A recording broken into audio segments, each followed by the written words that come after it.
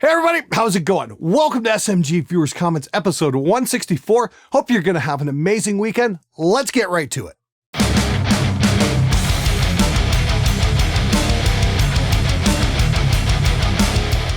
I really want to sing in a band, but am not confident enough, nor do I know if I'm good enough. Sometimes I think my voice is good, other times not so much. I also don't know what my voice is, as I'm usually singing other people's songs. Any feedback or help would be great. Hey Alessandro, that's a great subject. Why don't you check out my video, How to Deal with Crushing Self-Doubt. I'll have a link for you below. It kind of goes over the whole thing. But to briefly answer your question, anybody else out there, well, you're really not going to know unless you try, and that's the thing. Don't fake yourself out. Don't give up before you even attempt. Sit at home, make some recordings, sing along with, some of your favorite cover songs, sing into a microphone. Make a recording alongside of it and take an honest listen to your voice. And if you don't think you're any good, go take singing lessons. Go take some online lessons, just apply yourself. The trick is to do. Because the worst thing you can do is doubt yourself and then just not do anything. Because then you never get anywhere. What is an acceptable audio latency in studio, on the road, stage, etc.? The lowest you can possibly go, and that's all going to have to do with your drivers. I use an RME Fireface, and I'm usually tracking at 32 samples of latency. Not milliseconds, samples.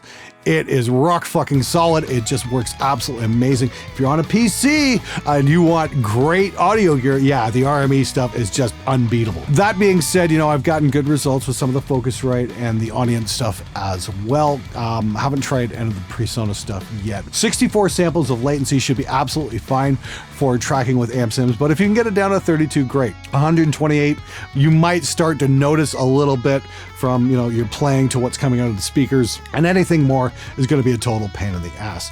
The trick though is to experiment with your PC, what's set up, and just see how fast you can get it running. And as always, go into your MS config and turn off all the crap that you don't need to free up CPU resources. Glenn, I see what looks like 4 1/4-inch cables plugged into your RME behind you, all different colors. Are each of those inputs being run through different chains? Can you briefly describe what the chains are and what your most common one is? Cheers from Wyoming, and fuck you, Glenn. Hey Matt, how's it going? I actually just drove out to Wyoming there a couple weeks ago. Me and the wife, we went to Mount Rushmore in South Dakota and then decided to road trip up to go see Devil's Tower. We're both a couple of 70s kids, so that was something we really wanted to see because it was so significant in Close Encounters of the Third Kind. Definitely a cool sight, and it was definitely worth the trip. It was awesome. Anyway, as for your question here, those 4 color-coded cables are actually coming off of an 8-channel Snake.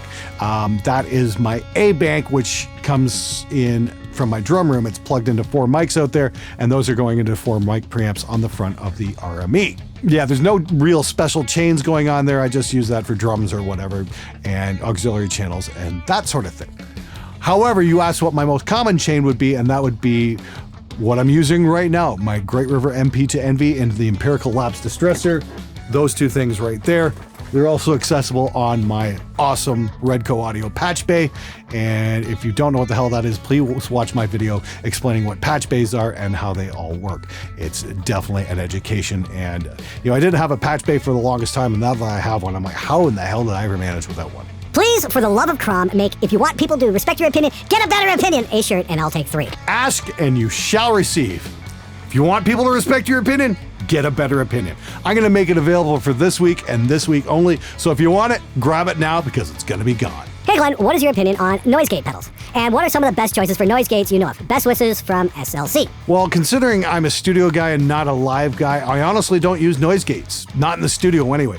I definitely recommend them for live, especially if you're using like high gain tube amps and whatnot. It can just stop the whole feedback issue and that sort of thing, and that's really cool. I really don't have any recommendations for noise gate pedals. I mean, a typical Boss noise gate will probably do the job. A noise gate is a really simple thing. It turns on and off. That's it. So find something that does that and it will probably work. Maybe check out some of the Joyo stuff because I know you're not going to pay a whole lot of money for those pedals, and they're just freaking awesome. Getting here late. Glenn, I got a question for you. How often do you record guitars who have total red light panic? I was in the studio till 4:30 this fucking morning because of one numbnuts prima donna who couldn't get his part done. 16 hours straight for a total of 3 fucking minutes of usable notes. 1 new policy and 1 new t-shirt. You keep me past 11 p.m. due to your bullshit, the studio rates double, and you can't polish a turd. No, this band kept asking if I could fix it in the mix / rant off. Have a good one, you lucky fuck. Hey, Larry, you know what? I think you might have went above and beyond on that one, man. Here's the thing. I've always had a rule in the studio. If you can't get it right in 5 takes, go home. There's no reason you should have been there till 4:30 in the morning if the guy was struggling. That meant he needed to put in the time and practice. And he should not be doing that in the studio. He should be doing that at home on his own time and not wasting yours. I mean, like, if you're getting paid by the hour, sure, but I can just imagine the frustration you would have had to have dealt with. Great rule of thumb, if you can't get it right in 5 takes, go home and learn. You know, sometimes you let that slide to 6, 7, 8, 9, 10, but if you're doing it till 4:30 in the morning because numbnuts can't figure out how to fucking record his guitar, yeah, he needs to put some time in. Usually I'll say something like, why don't you come back in 2 weeks when you actually learned your part, and then we can nail this instead of trying to, you know, clusterfuck our way through the song.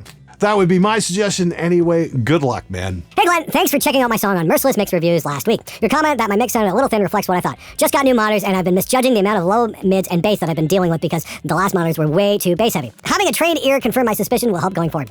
Glad you enjoyed the groove and were impressed by what you heard. Cheers. Well, dude, I'm really glad that worked out for you. You know, I'm happy to give some constructive feedback. You know, most problems you're going to find with mixes are because of bad monitoring situations. Either people are mixing on headphones and they're just getting the wrong information from those headphones, or they've got crap monitors or crap acoustics or anything like that. I am going to do a series on some DIY acoustic treatment you can do without damaging your building or your house or your bedroom. So if you can't put holes in your wall, there are ways to get around it. So stick around for that, because I always find that's probably the most important piece of gear you can have in your studio is acoustic treatment. Not the shiny gear, not the neat little LED buttons that, you know, light up when you turn everything on and look super impressive. No. The acoustic treatment, that is what counts. So our school is having a battle of the bands this August, but I recently found out that metal is banned from it. What's your opinion about that? Why in the hell are you in school in August? It's summertime. Enjoy life. Holy shit. Okay, so that tells me 2 things about your school. Number 1, they suck because they're in school in August. And number 2, they suck because they won't allow metal in your battle of the bands. Like, what the fuck? Are they that uptight? Tell your principal I said, hey, fuck you, buddy. Or better yet, tell your principal. Yeah, okay. And I'm strictly joking here, so don't read too much into this. But tell your principal that your metal friends from the internet are going to sacrifice a goat in his honor. Hey Glenn, I'm subscribed to a channel called Secure Team. It's about UFO sightings and stuff. There seems to be a lot of activity in Canada. Any opinion? Big hello to Freddy Krueger, Henning. You really want my opinion on that shit? Here's my opinion and my suggestion. Go pick up a book on astrophysics, and then start reading about just how far apart the stars are and what it would take to actually make some kind of trip to get from star to star. A little science here goes a long way. Look, if you're seeing lights in the sky you can't explain, that's one thing. But the onus is on you to determine the source of that light, not just, you know, make some, oh, it's alien spacecraft. That's just nonsense. There's all kinds of crap going on up in the skies there. You have to, you know, eliminate what's most likely. Aircraft or satellites or weather conditions. There's numerous things. Look, I get the idea that a lot of people want to make an awesome discovery and maybe add a little bit more excitement to their lives, but seriously, read some science on it. It's highly unlikely it's anything but aircraft. My girlfriend stopped taking her birth control pills. Hey Marty, sorry to hear that.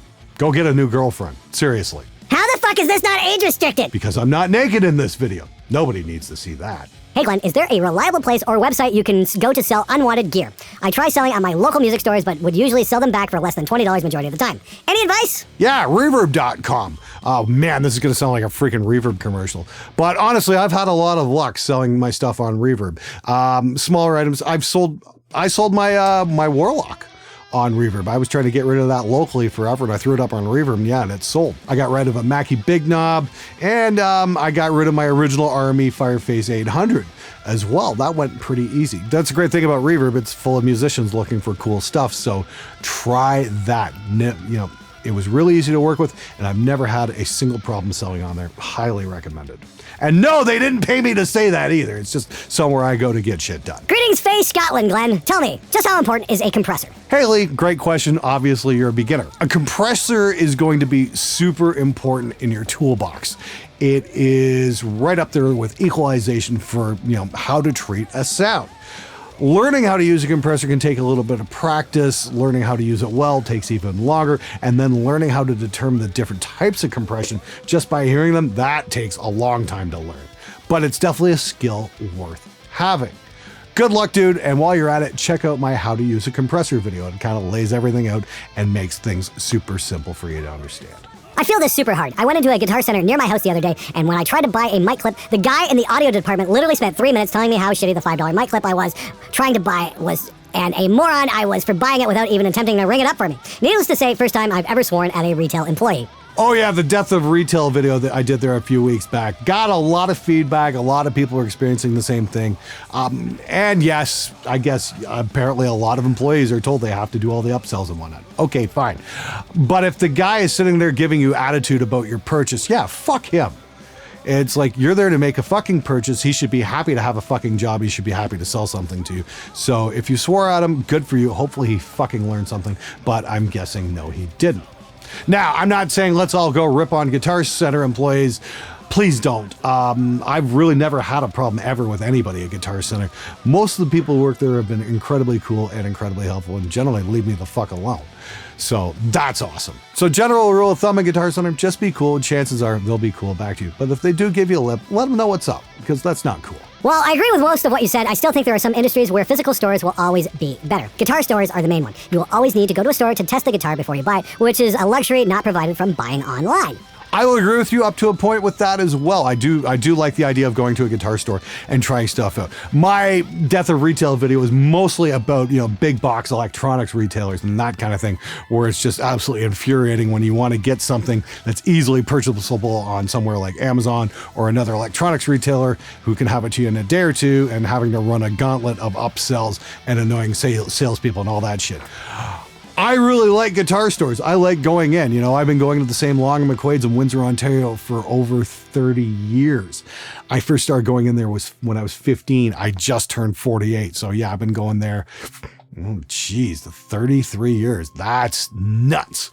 Anyway, yeah, I don't want to see the neighborhood guitar shop go anywhere anytime soon. I think they're great. I think they're, especially if they're doing lessons and all the rest of that that goes along with it, they're a good spot. Wasn't ripping on guitar stores in particular. And I do agree with you. Yeah, you would like to, sometimes you just want to go into a store and try out a guitar. Absolutely. I've got nothing wrong with that. But if you haven't tried, you should really check out buying something online for Thomann or Sweetwater, because both those companies are awesome to deal with, and they do have awesome return policies as well. It's definitely highly recommended. All right, everybody, that's it for this episode. Thank you so much for watching. Don't forget to grab the "If you want people to respect your opinion, get a better opinion" t-shirt. It's going to be available this week and this week only. Get it while you can. Anyway, sorry it's the end of the summer. Hope you guys have a wonderful weekend, and it's going to suck when y'all got to go back to school. Take it easy. I'll see you next time.